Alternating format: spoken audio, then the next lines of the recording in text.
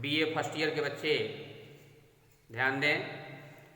जैसा कि पिछले दिनों हमने आपको चट्टान के बारे में बताया और चट्टान के बारे में हमने आपको बताया कि चट्टान किसे कहते हैं।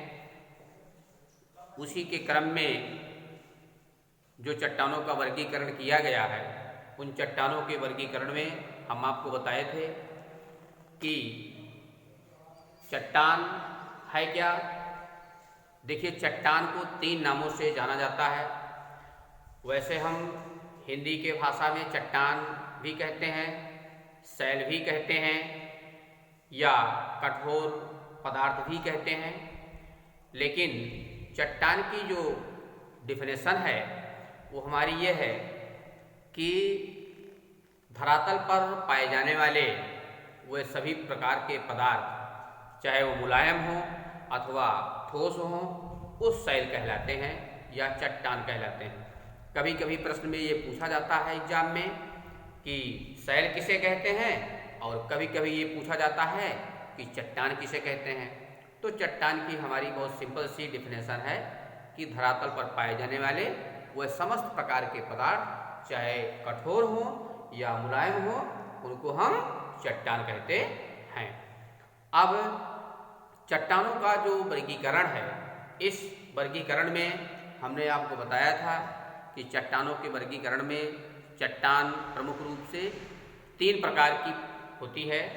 उन 3 प्रकार की चट्टानों में जो सबसे पहली चट्टान है, जिसे हम आग्नेय चट्टान कहते हैं, ये भी हमने आपको बताया था। और आग्नेय चट्टान के एग्जाम्पल भी हमने आपको बताया था, ग्रेनाइट और बेसाल्ट। बच्चे आए थे तो उसमें ग्रेनाइट और बेसाल्ट इसके एग्जाम्पल हैं। इसकी विशेषता के बारे में भी हम लोग चर्चा किए थे, जिसमें बताए थे कि ये चट्टानें बहुत ही कठोर होती हैं, इन्हें आसानी से तोड़ा नहीं जा सकता है। इस प्रकार से इसमें आसानी से पानी का प्रवेश कम हो पाता है। इनके दाने बड़े होते हैं, रवे बड़े होते हैं। इन सब के बारे में हमने चर्चा किया था। आज हम लोग जो है चर्चा करते हैं कि चट्टानों का जो दूसरा हमारा रूप है वो है अवसादी चट्टान। ठीक है, अवसादी चट्टान। देखिए, अवसादी चट्टान का निर्माण अवसादों के समूहन के फलस्वरूप होता है। इसमें यह सेडिमेंट्री लैटिन भाषा के सेडिमेंटस शब्द से लिया गया है, जिसका शाब्दिक अर्थ होता है नीचे बैठना। जैसा कि आप जानते हैं, नदियाँ जो हैं वो लगातार निक्षेपण का कार्य करती हैं, जमाव का कार्य करती हैं, और ये अपने साथ गाद, मिट्टी, मलबा, चीनी मिट्टी, बालू पत्थर, रेत, बजरी इत्यादि को बहा करके ले जाती हैं और समुद्रों में डिपॉजिट करती हैं, जमा करती हैं।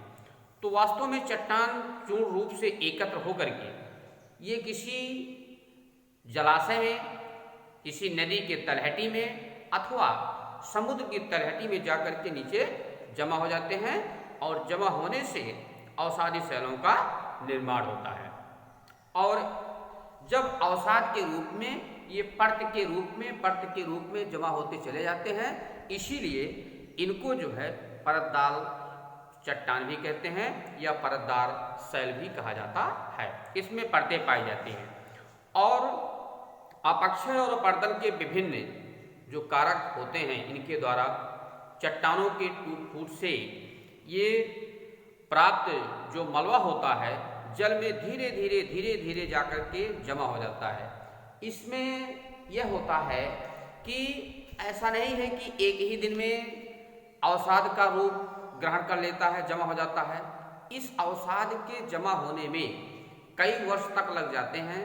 जैसा कि आपने देखा होगा, कहीं पर मिट्टी की खुदाई होती रहती है तो उसमें कई परतों के रूप में पतली पतली 1 इंच, 2 इंच या 4 इंच, 6 इंच, 10 इंच वगैरह वगैरह इत्यादि प्रकार से उसमें परतें पाई जाती हैं। और ये परतें जो होती हैं, उन परतों का रूप भी अलग अलग होता है, उनका कलर भी जो है अलग अलग होता है। ऐसी स्थिति में इनको हम परतदार चट्टानों के रूप में कहते हैं या पाए जाते हैं। जैसे अब ये है चट्टान, इसकी ये जो है परतें इस तरह से बनती हुई चली जाती हैं और जब खुदाई हम लोग करते हैं तो उसमें ये हमको देखने को इस प्रकार से चट्टानें मिलती हैं। इसका रूप दूसरा रहेगा, इसका रूप दूसरा रहेगा, इसका कलर दूसरा रहेगा। इस तरह से जो है चट्टानें बनती हुई चली जाती हैं, तो इनको हम परतदार चट्टान की संज्ञा देते हैं। ठीक है। दूसरी चीज यह है कि अवसादी शैल का जो निर्माण अवसाद से होता है, लगातार क्रम में जब जमा होते रहते हैं तभी होता है। अगर यह भी आवश्यक नहीं है कि अवसादी शैलों का निर्माण केवल स्तर पर भी होता है, यह जो है कई स्थानों पर, पर्वतों पर भी होता है। उदाहरण के लिए पर्वतों पर तलहटी में नदियों द्वारा जो है जलोढ़ जिसको कहते हैं, जलोढ़ का निर्माण होता है। ये लगभग सैकड़ों मीटर की मोटाई में, सैकड़ों मीटर की मोटाई में जो है इसका निर्माण होता है, कई किलोमीटर की लंबाई में होता है और यह अवसादी चट्टान की रचना करते हैं। और अवसादी चट्टानों की जो रचना होती है एक क्रमिक विकास का उपक्रम है। यह एक क्रमिक रूप में होता है। ऐसी स्थिति में सबसे पहले बड़े कण जमा हो जाते हैं और फिर जो है महीन कण जमा हो जाते हैं। जैसा कि आप जानते हैं कि बड़े कण जो होते हैं वो नीचे जल्दी बैठ जाते हैं और छोटे कण जो होते हैं वो उसके ऊपर बैठ जाते हैं, मतलब वह कुछ हल्के होते हैं। इन चट्टानों की विशेषता ये होती है कि यह जो है कणों के ये क्रम जो होते हैं एक के बाद एक भार जो है इनके ऊपर जो है लदता जाता है और ये परिवहन कारक की शक्ति के रूप पर आधारित होते हैं। और उस समय जबकि परतों का जो जमाव होता है चट्टान संगठित नहीं होती है, परंतु परतों के अधिक भार के कारण इसमें संयोजक तत्वों की जो है अधिकता पाई जाती है या संगठित हो जाती है। तो सिलिका और कैल्साइट, सिलिका और कैल्साइट लौह यौगिक तत्व होते हैं, ये परतदार चट्टान होती हैं। और इस अवसादी चट्टानों को हम जो है इसकी परतों को देख करके इनकी विशेषताओं के बारे में अध्ययन करते हैं। तो आइए हम देखते हैं कि जैसा कि हमने आपको बताया था कि आग्नेय चट्टान के उदाहरण जो है ये ग्रेनाइट और बेसाल्ट हैं, और इसके जो है अवसादी चट्टान के जो उदाहरण हैं वो जैसे चूना पत्थर है, बलुआ पत्थर है, सिल्ट है, नमक है इत्यादि जो है ये इसके जो है मेन एग्जाम्पल पाए जाते हैं। अवसादी चट्टानों की जो विशेषता होती है, अवसादी चट्टानों का निर्माण चट्टान महत्वपूर्ण जीवांश के और वनस्पतियों के समूहों से होता है। यही कारण है कि अवसादी शैल में जीवावशेष पाए जाते हैं। ध्यान दीजिएगा इस बात पर, जबकि हमने बताया था कि आग्नेय चट्टान में जो है जीवावशेष नहीं पाए जाते हैं, लेकिन अवसादी चट्टानों में जो है जीवावशेष पाए जाते हैं। इन जीवावशेषों के आधार पर चट्टान विशेष रूप से ये जो है काल का भी पता लगाया जा सकता है कि यह कितने वर्ष पुरानी चट्टान है।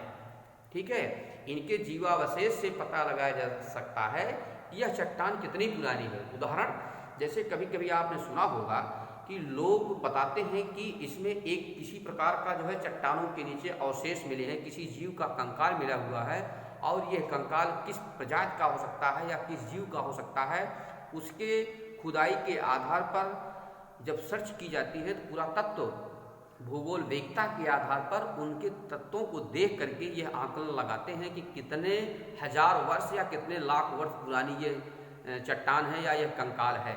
तो इस तरह से जो है अवसादी शैलों के चट्टानों का भी इसी प्रकार से पता लगाया जा सकता है कि यह जो है कितनी पुरानी अवसाद की चट्टानें हैं। जैसा कि हमने भी बताया आपको कि इसका निर्माण जो है किसी एक दिन में नहीं होता है या किसी एक महीने में नहीं होता है, एक वर्ष में नहीं होता है, यह क्रमिक विकास का उपक्रम है। अभी मैंने बताया ना कि यह क्रमिक विकास का उपक्रम है और इसमें जो है धीरे धीरे जो है ये परतें जमा होती जाती हैं, इसलिए इसको जो है हम अवसाद की संज्ञा देते हैं। दूसरी विशेषता ये होती है कि अवसादी चट्टान भूपृष्ठ के सर्वाधिक ऐसे क्षेत्रों में पाई जाती है जहां पर लगभग 75% भाग अवसादी शैलों से निर्मित है, जहां पर लगभग 85% भाग अवसादों से निर्मित है। इस तरह से जो है अवसादी चट्टानों की ये विशेषता पाई जाती है। अगली विशेषता पाई जाती है, अगली विशेषता इसकी पाई जाती है कि अवसादी शैलों में परतें पाई जाती हैं, परंतु ये शैल जो है रवेदार नहीं होती है। जबकि मैंने बताया था कि आग्नेय चट्टानें जो होती हैं रवेदार होती हैं, उसके कण जो है बड़े होते हैं और वो बहुत कठोर होती है, जबकि इसमें जो है रवेदार नहीं होती है, नहीं पाए जाते हैं। अगली विशेषता होती है कि इसमें बड़े बड़े जो अस्थिर रूपों में जैसे वैथोलिथ है, लाइकोलिथ है आदि के रूप में नहीं पाई जाती है। अगली विशेषता इसकी होती है कि औसारी से संगठित हो सकती है और असंगठित भी हो जाती है। और असंगठित होकर के ये ढीली हो जाती है, जब बरसात होती है तो असंगठित होकर के ढीली हो जाती है और यह चट्टान पूरी तरह से टूट जाती है। और कहीं कहीं पर यह इतनी मुलायम होती है कि टूट करके जो है पूरी तरह से गिर जाती है और लुढ़क करके एक स्थान से दूसरे स्थान पर चली जाती है। इस तरह से इसकी ये विशेषता हो जाती है। अब अगले टॉपिक में हम आपको फिर से बताते हैं। Thank you.